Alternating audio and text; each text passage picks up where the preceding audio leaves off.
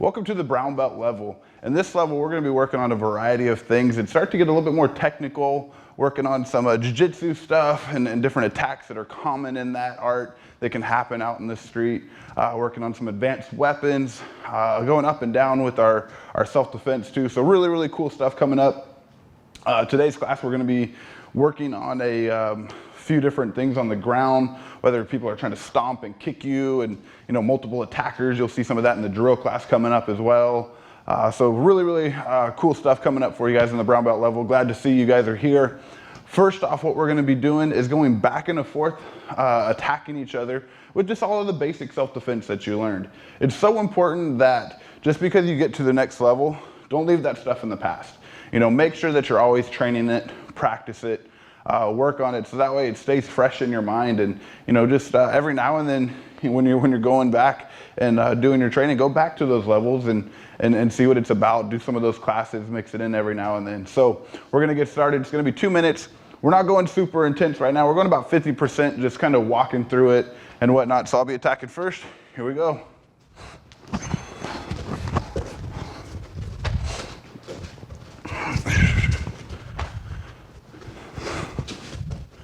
I lied, sorry.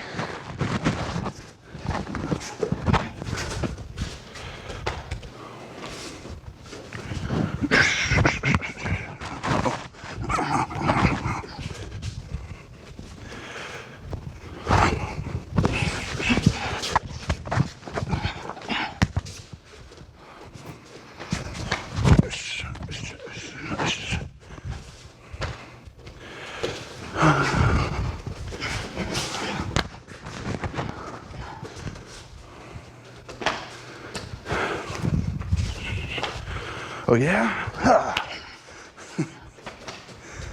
Your turn.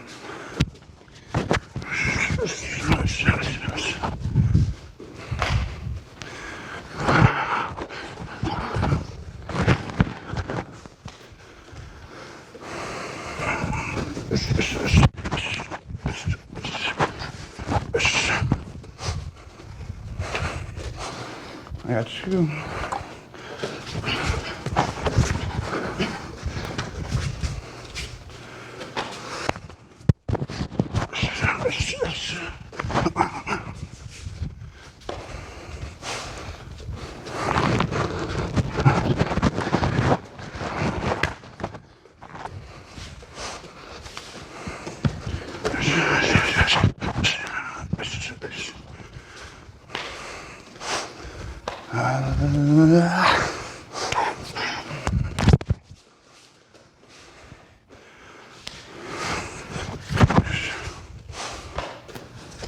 Take that.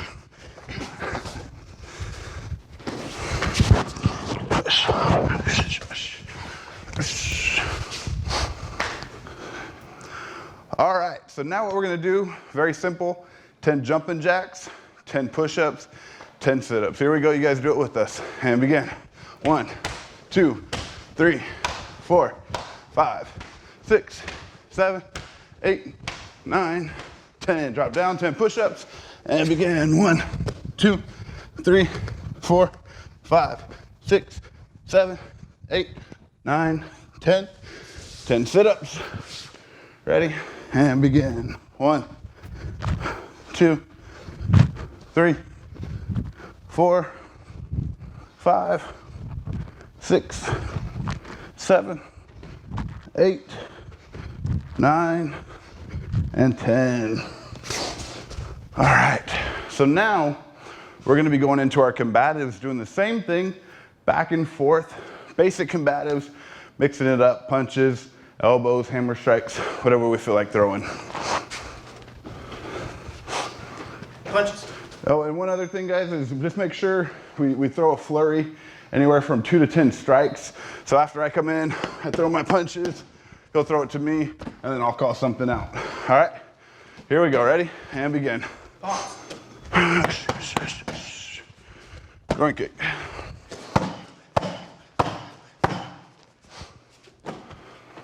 Hammer fist. Elbow number 1.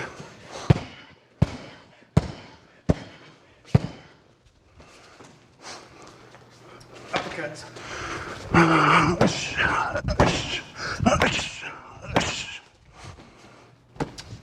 Elbow number 3, turn around.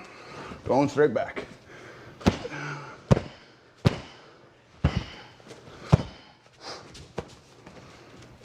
Elbow 3. There you go.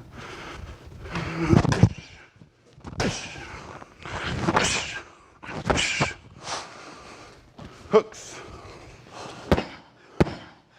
Other side. Good. Right kick.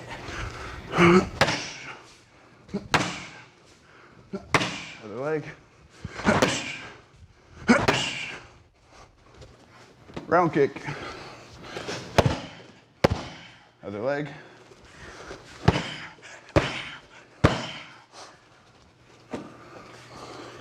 Right kick.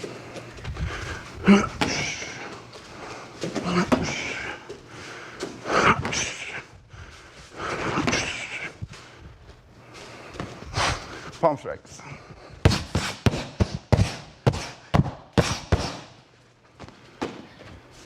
Round kick.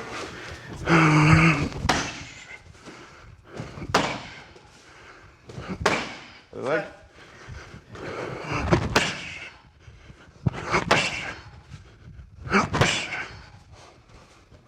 Knee strikes, thrust knees, excuse me. And time. All right, good job. So we're gonna go back, do the 10 jumping jacks, 10 push-ups, 10 sit-ups on my count. Ready? Go. 1, 2, 3, 4, 5, 6, 7, 8, 9, 10. 10 push-ups, and go. 1, 2, 3, 4, 5, 6, 7, 8, 9, 10.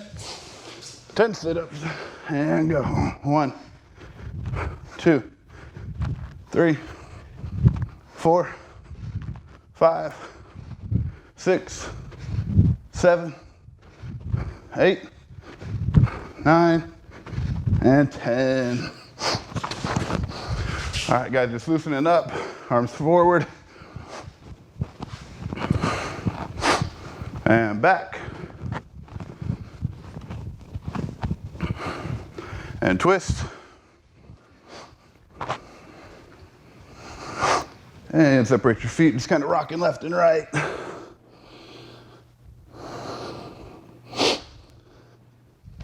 And good. All right. So if you need to stretch anything else out, of course, feel free to do so. Get a sip of water if you need it. Get ready for the next part. Now we're going to be talking about the scoop kick. So I like to think of this kick as a foot stomp and almost kind of like a side kick. Now, I've heard this kick also be called a savate kick from savate kickboxing and whatnot. But how this is going to work, a very, very simplistic, easy kick. The way that I actually like to start with this is just practicing a foot stomp. But we're going to do a small modification. So we're going to be, instead of bringing our legs straight up, I'm going to turn my toes slightly outside. So I'm going to be chambering and then stomping. All right, so let's just try a couple of those. Turn your toes to the outside. Good. Couple more. Try the other leg. There you go. One more. All right, so looking at this kick and practicing it, watching him do it, if you think about what's happening here, if we're in a fight, what would be the two main target areas? Well, first could be the knee. If you guys ever watch John Jones, he loves this kick. He'll bring it up, be striking right there above the knee. Very, very effective kick. Definitely, you're gonna be buckling their knee. The second one is going to the foot, striking down. Or it could be, maybe you knocked the person down and they're right here and they're trying to get back up. And it's just a small variation of a foot stomp. You're just turning your toes to the outside. So a lot of applications there. Very, very effective kick. And the way that I like to think about it is just you're crushing a soda can. Now when it comes to holding, and we're going to show you guys a few different ways of practicing this. We're going to kind of go back and forth right now on the first one. We're going to think about doing that strike right above the knee. So I'm going to have my knee bent as if I was doing a lunge, and I'm going to place it right on my quad here. Super important, that your knee is bent. If you have your legs straightened, that's gonna be a bad day. That's where that buckle starts to happen. And I also want to, as he goes to kick, kind of time it a little bit of just lunging forward. So you're gonna see me doing that, and that's the purpose of it, just to really flex everything and prevent any injury. And then we'll also show you how to do this on the bag as well. So let's go ahead and do 5 on the right, 5 on the left. You guys are working at home as well. And 1, 2, 3, 4, and 5. Good. Now, if you need to give your leg a break and switch, that's totally fine. If you want to keep it on the same side, that's okay as well. He's going to do the other leg. Ready? And 1, 2, 3, 4, 5. All right, let's go ahead and switch it up. I'll throw my 5. You count it out for me. 8, 1, 2. And now notice, you can also use this almost like a front kick too to keep distance away as well. So I don't always have to be right above them. I can extend it also. 1, 3. 3, 4, 5. Other side. Ready, 1. And this can also be done from your basic orthodox stance from your front leg. So he calls 1. 1. Or I can switch my stance up. 2. Either one is acceptable. 3, 4, 5. And good. All right, so that is how we perform this using a pad. Now, if you have a smaller pad, that's gonna be a lot better for you because then you're hitting to a smaller target. If you notice, sometimes the kick would go off to the side because we have such a big pad, smaller leg, so it's missing. But smaller pad like a tombstone covers that leg really well. Or if you wanted to practice, if you don't have a pad, go super slow with your partner, but he'll just be placing it on there. So let's do 3, 1, again, 2, and 3. All right, other side. Really working on accuracy. Ready, 1, 2, and 3. All right, we'll switch, my turn. Call it out. 1, 2, 3. Switch. 1, 2. And it's always good to practice both ways when we're doing this. Last one. 3. And good. All right, so that's just a quick little accuracy drill if you have a partner to work with. Now, if you don't have anyone to work with, we're gonna go ahead and pull out a bag and show you what this looks like. All right, so everything's gonna be exactly the same. So we're just a little bit more on the bag. Okay, I'll call out 5, you do each leg. Ready, and 1, 2, 3, 4, and 5. All right, other leg, ready, 1, 2, 3, 4, 5. All right, we'll switch it up, you call it out for me. Now on this, obviously when your partner's not holding, you go a lot harder on it. Ready, 1, 2, 3, 4, 5. Here's your leg. 1, 2, 3, 4, 5. And good. All right. So if you guys have a partner, it's a lot better to work that when you're actually holding the pad or giving your partner something to hit at. If you don't, there's absolutely nothing wrong with it. Pull out the heavy bag, practice that way. If you, like we did in the beginning, don't have a heavy bag, but you have some type of pad, just practice going to the ground. So let's do a couple more. 1, 2, and 3. So they're all different ways of practicing it, but scoop kick, very simplistic, but also very, very effective if you do catch them at the right time. Now we're going to be talking about adding in chokes when we're doing our self-defense techniques. Now what I mean by that is if I have the opportunity to choke someone out and put them to sleep, that's going to be a great win for me. Because that's just like knocking them out or throwing a really hard groin kick and neutralizing the threat and they're on the floor. Now, jiu-jitsu is called the gentle art for a reason. If you've ever trained jiu-jitsu, it is not gentle on the body whatsoever, but they call it the gentle art because I'm locking in a choke. I'm not having to throw combatives over and over again. Or I'm locking an arm down or a leg lock, something like that. To whereas in Krav, we are, hitting the most vulnerable areas as fast as possible and as hard as possible, but we can always throw that in there and mix it up because it is very, very beneficial to us in our training. So we're gonna show you guys a few different setups. We're only gonna be talking about 2 chokes that, from standing that can be very practical for us. Doesn't require a lot of fine motor movement skills or making sure that they're wearing a jacket and locking in, getting their cloth really well and doing cross chokes or different things like that, baseball back chokes, whatever it is. So these are just 2 things I can do, whether they are wearing something heavy, light, whatever the situation may call. So we're gonna be doing the guillotine choke and also the rear naked choke. So we're just gonna talk about a few entries for that. I'm gonna talk about a few of my personal favorites. So we're gonna start with the guillotine choke. The reason we're gonna do this is because a lot of times threats happen from the front. So just to kind of show you guys a few, we're gonna talk about somebody bum rushing us. Now, as most of us know, when he starts coming here, we're sprawling out, like go for like a shoot-in or something. So his head's low and we're right here, we're just kind of sprawling. Now, as soon as I'm done with the sprawl, instead of turning the corner and throwing knees and hammer fists, I'm just gonna lock in my guillotine choke. So he shoots in, I'm kind of sprawling right here. Now, all I'm gonna do is take my hand and I want to kind of push his head down a little bit and lock this in right here. Now, if I want, we can do like a rear naked choke style where I can grip my hand, but I need to make sure I'm still aware of my arms. So once I have that locked in, not my arms, excuse me, my legs, because he's still gonna try to grab my legs or something. So I have to be ready for that. So I could very simply pull him into guard and lock this down and squeeze. That's one option. Or another is once I'm here and I get this locked in, is quickly putting my leg to the outside. Let me turn the corner real quick here. Putting my leg over here and then squeezing and bringing that up. Okay, because he's gonna be trying to go for this leg, so I'm moving this one out. Now, if he tries to reach for that leg, notice how far away it is.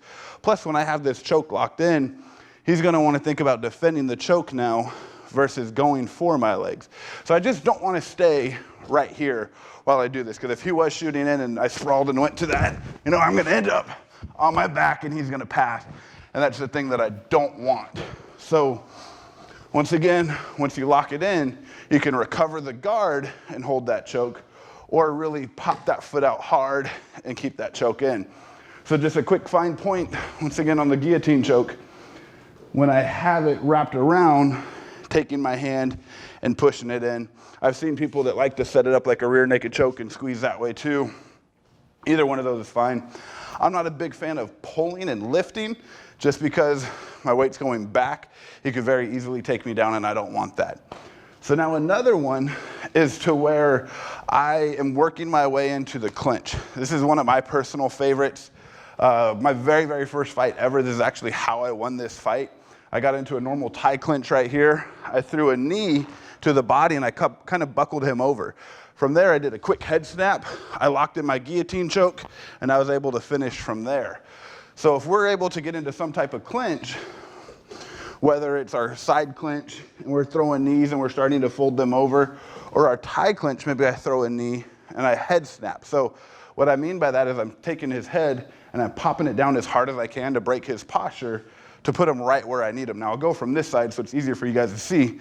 And I'm just putting his head underneath that armpit, reaching around, gripping my hand and squeezing.